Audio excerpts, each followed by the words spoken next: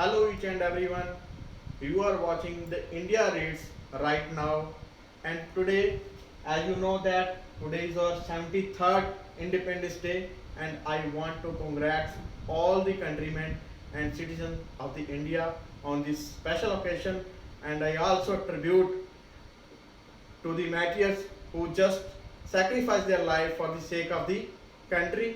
तो आज हमारा 73rd 73वां स्वतंत्रता दिवस है, जिसकी देशवासियों को मैं शुभकामनाएं देता हूँ, हार्दिक बधाई है सबको. And I hope that this day will bring lot of joys and prosperity in your life, और आप लोगों के जीवन में ये दिन अवश्य ही खुशहाली लेकर आएगा. And as we know that before the independence, the people of India faced so many difficulties and hardships under the British Raj or British administration. जब हम लोग अंग्रेज़ों के अधिकार में थे, हमारे ऊपर अंग्रेज़ों का अधिकार था, तो ना जाने कितने जो भारतीय लोग थे उन्होंने कितने ज़्यादा कष्ट सहे, कितनी ज़्यादा मुश्किलों का सामना उनको करना पड़ा. They were not free, they were not having any type of freedom. Okay उनके पास किसी तरह की कोई आज़ादी नहीं थी. They were not having any type of rights. But just after the independence, but when there was the constitute assembly, जब संवैधानिक असेंबली बनी, and there was the permanent chairman doctor Rajendra Prasad, और इसके जो परमानेंट चेयरमैन बने थे डॉक्टर राजेंद्र प्रसाद बने थे. And he just delivered the duty to frame the constitution to doctor B.R. Ambedkar, और डॉक्टर भीमराव अम्बेडकर को संविधान तैयार करने का जो है काम सौंपा गया था. And it takes 2 years 11 months and 17 days to complete our constitution in written form. और लिखती रूप में हमारे संविधान को बनाने में 2 साल 11 महीने और लगभग 17 दिन का जो था समय लगा था. And there were also so many movements under the leadership of Mahatma Gandhi and many other freedom fighters, okay, like a Quit India movement, okay, and non-confidence movement, etc. तो कई तरह के आंदोलन, जैसे भारत छोड़ो आंदोलन, असहयोग आंदोलन, सिविल नाफरमानी आंदोलन, कई तरह के क्रांतिकारी आंदोलन चले थे. और इसके पहले जो था विशेष रूप से जो the revolt that was known as the India's first struggle for the freedom in 1857, 1857 में जो विद्रोह हुआ था, जो भारत का पहला स्वतंत्रता संग्राम आंदोलन भी कहा जाता है. And the first martyr of that incident was the Mangal Pandey, और इसका पहला जो शहीद था वो मंगल पांडे था. तो आज हम सबको सल्यूट करते हैं जिन्होंने देश के लिए, मातृभूमि के लिए अपनी जानें कुर्बान कर दी. और when there was the partition of India and Pakistan, which were both together once, जबकि एक बार जब भारत पाकिस्तान कभी इकट्ठे हुआ करते थे, इनकी डिवाइडेशन हुई, कई तरह के दंगे फसाद हुए, और बहुत सारे लोगों को अपनी जानें भी गंवानी पड़ी. तो मैं सबके लिए, उनकी अंतरात्मा के लिए ये दुआ करता हूँ कि वो they should be rest in peace, कि उनको उनकी आत्मा को शांति मिले, और हमारा जो भारत है वो लगातार जो है प्रोग्रेस करता रहे. और अंत में साथियों, मैं चंद पंक्तियां जो है अपने देश के लिए कहना चाहूँगा एक कविता के ज़रिए. और जो मेरी कविता है, जो मेरी प्रस्तुत कविता है, इसका जो शीर्षक है वो है तिरंगा मेरी शान. स्वतंत्रता दिवस की देशवासियों को हार्दिक बधाई. स्वतंत्रता दिवस की देशवासियों को हार्दिक बधाई. धन्य है वो वीर सपूत जिन्होंने विजय पताका लहराई. अब तो ये तिरंगा हमारी शान देशवासियों, अब तो ये तिरंगा हमारी शान देशवासियों. सच मानो तो ये हमारा अभिमान देशवासियों. विजयी विश्व तिरंगा प्यारा, विजयी विश्व तिरंगा प्यारा, झंडा ऊंचा रहे हमारा. जग जग का ये राज दुलारा, जग जग का ये राज दुलारा, सबको लगता है ये प्यारा. ध्वनि निकाले एक ही नारा, ध्वनि निकाले एक ही नारा. ये देशवासियों कर लो याद वीरों को, हे देशवासियों कर लो याद वीरों को, नहीं तो आजादी डलती हुई सांझ हो जाएगी। कहे दविंदर कर लो वीरों की पूजा, कहे दविंदर कर लो वीरों की पूजा, नहीं तो सच मानो वीरता बांध हो जाएगी। जय हिंद, जय भारत, धन्यवाद। Hello guys, so welcome to our channel The India Reads. So as you know that today is Independence Day, so I want to wish all the Indians happy Independence Day to all of you. हाँ जी, जैसे कि आप जानते हैं कि हमारे इस स्वतंत्रता संग्राम में बहुत सारे क्रांतिकारियों ने अपना योगदान दिया, लाइक राजगुरु सुखदेव, भगत सिंह, महात्मा गांधी, सुभाष चंद्र बोस। तो इंडिया रीड्स ऐसे सभी क्रांतिकारियों को दिल से सैल्यूट करता है। तो जैसे कि आप जानते हैं कि हमारा हर तरह से एक्सप्लॉयटेशन होता रहा है इंडिपेंडेंस से पहले, हर तरह से हमारा शोषण होता रहा है, हमें एक्सप्लॉयट करते रहे हैं। खास करके जो वीमेन थी उनको एजुकेशन के फील्ड में उनके साथ बहुत डिस्क्रिमिनेशन किया जाता था, उनको एजुकेशन फील्ड में आगे आने की फ्रीडम नहीं थी, उनको घर की चार दीवारी में कैद रखा जाता था। But now everything is different after independence. अब गर्ल्स को, वीमेन को मेन से भी ज़्यादा जो राइट्स है वो मिल चुकी हैं, बल्कि एजुकेशन में जो वीमेन है वो मेन से भी आगे जा रही हैं। तो ऐसे ही जैसे कि आप जानते हैं कि जो अंग्रेज हैं, इन्होंने मतलब जो कुछ भी चलाया, चलो कहीं ना कहीं इन्होंने अपने फायदे के लिए, अपने बेनिफिट्स के लिए हम लोगों को यूज किया। अपनी जो इंग्लिश लैंग्वेज है वो शुरू की कि चलो जब ये इंग्लिश लैंग्वेज इंडियन सीख जाएंगे तो कहीं ना कहीं ये हमारे ऑफिस में हमारे लिए काम करेंगे। लेकिन अनजाने में ही सही, लेकिन जो ब्रिटिशर्स हैं उन्होंने हमारे देश की डेवलपमेंट में बहुत योगदान डाला, और ये जो इंग्लिश लैंग्वेज है वो हमें कहीं ना कहीं डेवलपमेंट के हमारे रास्ते में हमारे बहुत काम आई। और सिर्फ इंग्लिश लैंग्वेज ही नहीं, बल्कि मैं तो ये कहूँगी कि इनके बनाए हुए, जो ब्रिटिशर्स के बनाए हुए, अंग्रेजों के बनाए हुए ऐसे बहुत सारे लॉज हैं जो आज भी हम आज तक जारी हैं, आज तक चल रहे हैं और कहीं ना कहीं हमें वो फायदा दे रहे हैं। और इंडिपेंडेंस के बाद ठीक है हमें अपनी ड्यूटीज भी मिली हैं, बट अलोंग विद ड्यूटीज हमें कुछ ऐसे राइट्स भी मिले हैं, like right to freedom, right to education, right to walk in every field, every region of the India. तो अंत में मैं यही कहूँगी कि आप सबको ये भारतीय स्वतंत्रता दिवस की बहुत बहुत शुभकामनाएं।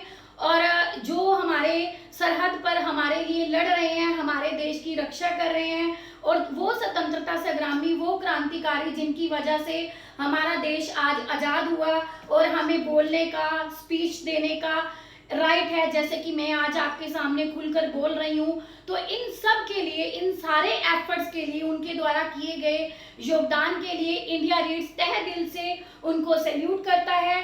और मैं यही कामना करती हूँ कि हमारा जो देश है वो इसी तरह तरक्की की राह पर चलता रहे, हमारा देश दिन दुगनी रात चौगनी तरक्की करे और इसी तरह प्रफुल्लित होता रहे। और मेरी कामना है, इंडिया रीड्स की ओर से मेरी कामना है कि जो भारतीय हैं, हमारे देशवासी हैं, वो सदा खुश रहें, सलामत रहें। तो bye bye, happy independence day दोस्तों। Hi guys, once again welcome to our channel The India Reads. As you know, today is very auspicious occasion. Today we are going to celebrate our 73rd Independence Day celebration. And for this day, I have few words which I want to introduce or share with you. I want to tell you regarding the Independence Day for the view of the freedom fighters who have sacrificed their precious life for the sake of our motherland. So first of all, I want to salute all the freedom fighters who have sacrificed their life for the sake of our motherland, for our freedom. And on this day, I want to introduce some economical aspect related with our country before the freedom and after the freedom. तो मैं आज इस शुभ मौके पर 15 अगस्त 1947 को जैसे कि हमारा देश आज़ाद हुआ, आज हम उसकी 73वीं वर्षगांठ बनाने जा रहे हैं। तो इस खुशी के मौके पर मैं आपको इकोनॉमिकल पहलू के बारे में बताना चाहता हूँ कि भारत की जो आर्थिक दशा थी आज़ादी से पहले क्या थी और आज़ादी के बाद उसमें क्या क्या फंडामेंटल सुधार किए गए, वो मैं आपको बताना चाहता हूँ। तो अगर मैं बात करूँ colonial exploitation by the British people, it can be divided into 3 phases और stages। कि आप सबको पता है कि अंग्रेज लोग आए, उन्होंने भारत में आके शोषण किया, एक्सप्लॉइटेशन किया। तो उस शोषण को मैं 3 पहलुओं में जो बांटना चाहता हूँ। जो मेरा पहला पहलू है उसको मैं नाम देना चाहता हूँ the mercantilism. It was started from 1757 and the ending period was 1813। जो पहला जो मेरा पॉइंट है, जो पहला मेरा पहलू है, इसको मैंने उनके भ्रष्टाचार, उनके शोषण को मैंने 3 पॉइंट्स में डिवाइड कर दिया। पहला जो पहलू था 1757 से लेकर 1813 तक का था। इसमें जो ब्रिटिश लोग थे, they were using the surplus revenue generated from the India and sending these things into the Britain. Actually, they were buying the finished goods from the India, sending it to the Britain, and with the returning of no money। कहने का मतलब क्या हुआ, वो लोग क्या कर रहे थे, हम लोगों की फिनिश गुड्स ब्रिटेन भेजते थे और उसके बदले में हमें कोई भी पैसा नहीं मिलता था। जो हमारा रेवेन्यू जनरेट होता था, हमारी जो इनकम जनरेट हो रही थी, वो अंग्रेज इकट्ठी कर करके कहाँ भेज रहे थे, ब्रिटेन में भेज रहे थे। तो जो मेरा दूसरा पहलू है वो मैं डिस्कस करना चाहता हूँ, जो कि 1813 से लेकर 1857 तक का टाइम पीरियड था। और इस टाइम पीरियड को मैं नाम देना चाहूंगा free trade. Actually you know very well the Mughal emperor gave them free concept to trade. उसने उनको क्या किया, मुगल एम्परर, मुगल बादशाह ने उनको बोला कि आपको जो कस्टम ड्यूटीज हैं, जो टैक्स हैं, you have not to pay any tax, no need to pay these taxes and the British people have benefited this policy. अंग्रेजों को इसका बहुत फायदा मिला। They take the raw material from the India and when they prepare the goods they send the same thing in the India at a very high price. They take the thing as a raw material at a very nominal price and when the things were prepared they sell the same finish goods at a very high price. उन्होंने क्या किया, अंग्रेजों ने, उनको मुगल बादशाह ने permission दे दी कि आप बिना टैक्स के हमारे देश से चीजें लेकर जा सकते हो। तो अंग्रेजों ने क्या किया, रॉ मटेरियल, कच्चे माल के तौर पर वो चीजें हमारे देश में से लेकर चले गए और वही चीजें तैयार करके, वो चीजें बड़े कम दाम पर लेकर गए और वही चीजें तैयार करके उन्होंने बड़े हाई रेट पर हमको सेल करी। और इस एक्सप्लॉइटेशन के कारण क्या हुआ, हम लोगों की पर कैपिटल इनकम भी बड़ी लो हो गई। अगर मैं थर्ड पॉइंट की बात करूं, जो थर्ड मेरा पीरियड है 1858 ऑनवर्ड्स, 1858 से लेकर अगर मैं टाइम पीरियड की बात करूं, in this period British people have connected, British people have assessed their networks in India each and everywhere।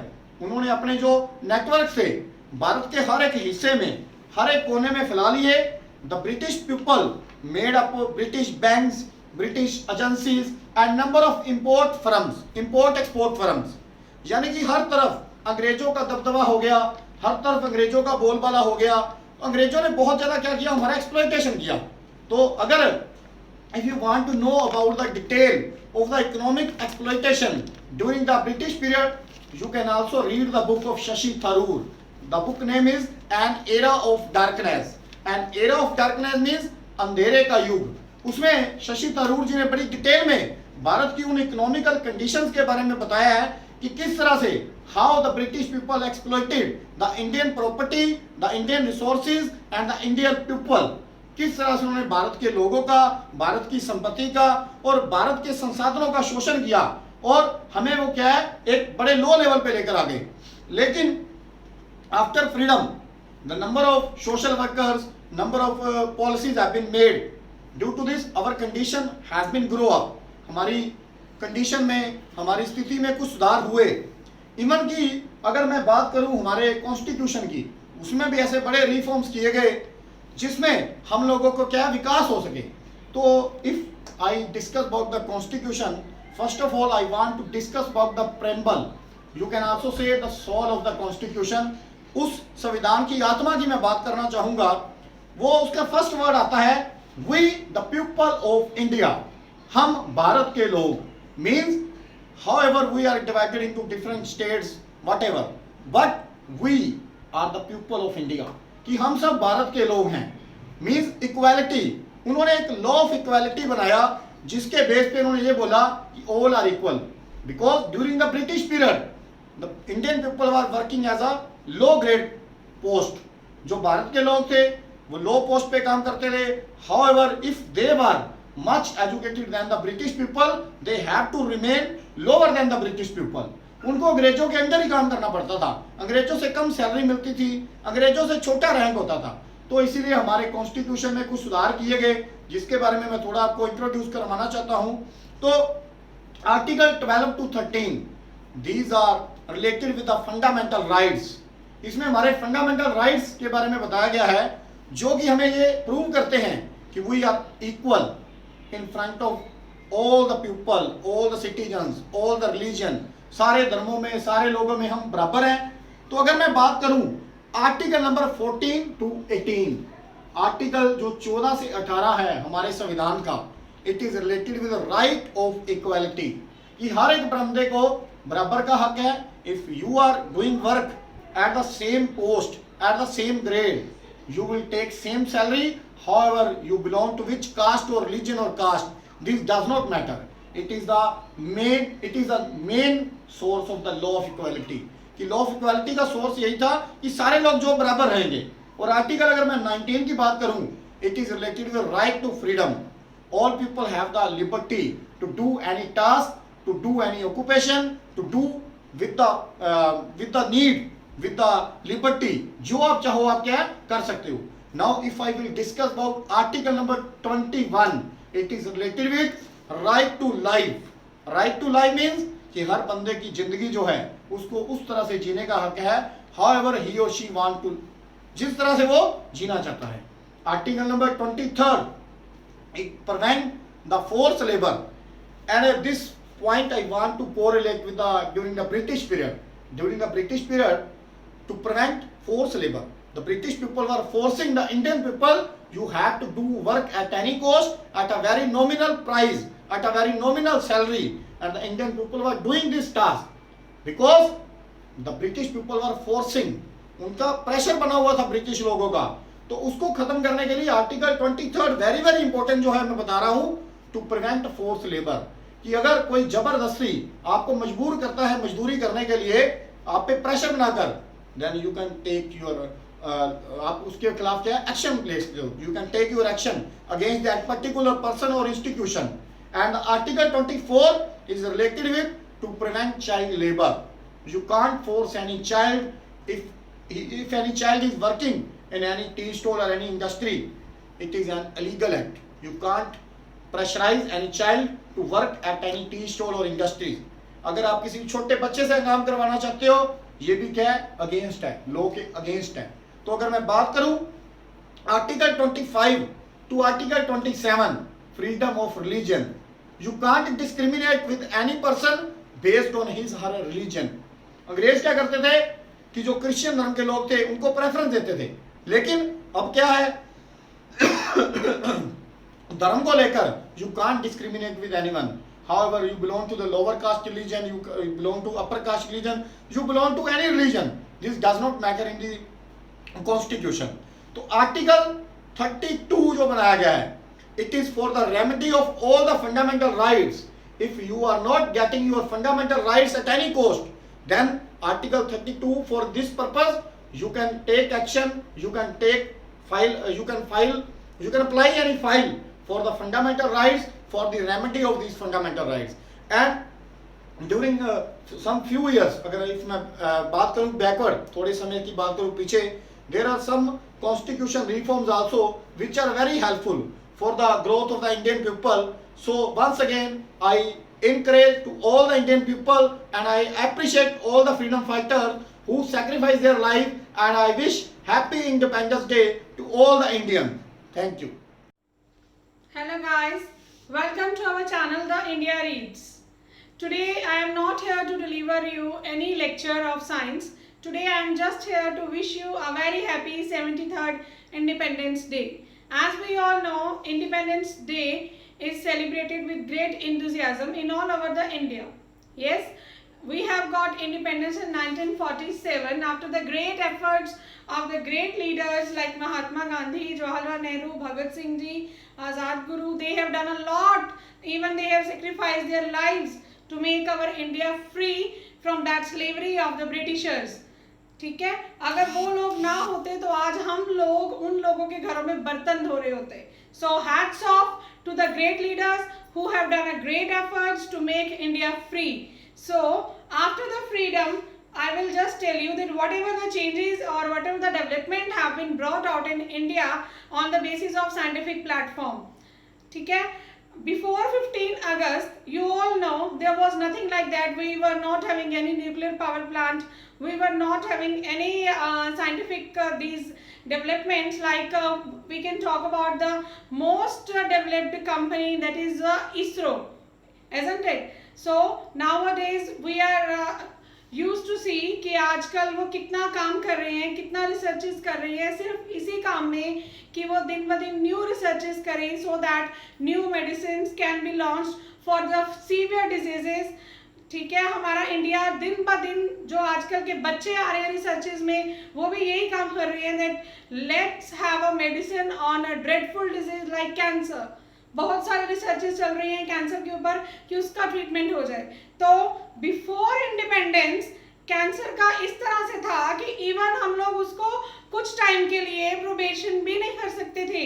लेकिन आजकल इतनी डेवलपमेंट हो चुकी है, India has developed a lot कि एटलीस्ट उसका 50% ट्रीटमेंट होने लगा है. 50% patient used to recover in India itself. सिर्फ आजकल देख रहे हैं कि सेलिब्रिटीज बाहर जाते हैं, but it is not necessary that every Indian used to visit foreign और abroad. They used to get treatment in the India itself. So हमारा जो इंडिया है वो न्यूक्लियर पावर प्लांट पे काम कर रहा है. आजकल हम लोग देख रहे हैं कि न्यूक्लियर पावर प्लांट्स बहुत ज़्यादा दिन ब दिन बन रहे हैं. यहाँ पे रेडियो एक्टिव एलिमेंट्स यूज हो रहे हैं इंडिया में, due to which we are getting efficient electricity in our homes. कोई ऐसा भी टाइम था जब कैंडल्स के बेसिस पे ही लाइफ है जो वो स्पेंड की जाती थी, और आज वो टाइम है जब हम लोग एसी एयर कंडीशनर हमारा इंडिया बनाना शुरू हो गया है. So these all are what the efforts of the science.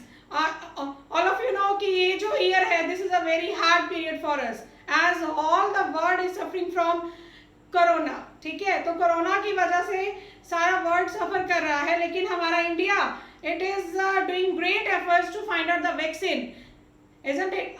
ICMR, that is our Indian Council of Medical Research, वो भी दिन ब दिन रिसर्च कर रहे हैं कि जल्द से जल्द वैक्सीन आए ताकि हम लोगों की लाइफ नॉर्मल हो जाए. वैसे ही सबसे बड़ी जो हमारी अचीवमेंट है that is about the hydroxychloroquine, जो आज हम लोगों से चाइना इवन अमेरिका भी ले रहा है कि हमें ये मेडिसिन चाहिए for the treatment for the corona patient.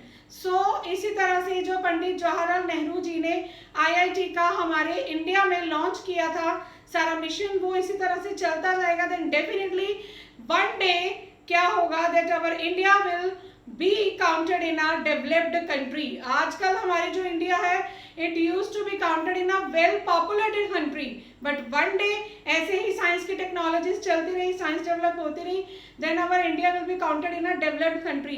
And it's my humble request to youngsters that please India से डिग्रीज लेके बाहर मत जाइए. आप लोगों को इंडिया से डिग्रीज मिलती हैं, इंडिया के टीचर्स पढ़ाते हैं, यहीं से आप अच्छे स्कूल से 10th +2 करते हो, है ना. उसके बाद आप लोग बीटेक करते हो, इंजीनियरिंग करते हो, लेकिन वो सारा रिसर्च का फायदा किसको देते हो?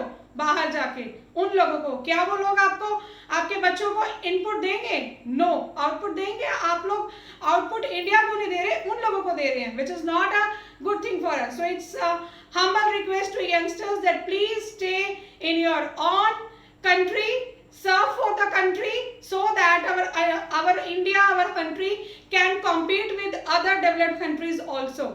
Once again, a very happy Independence Day to all of you. Jai Hind.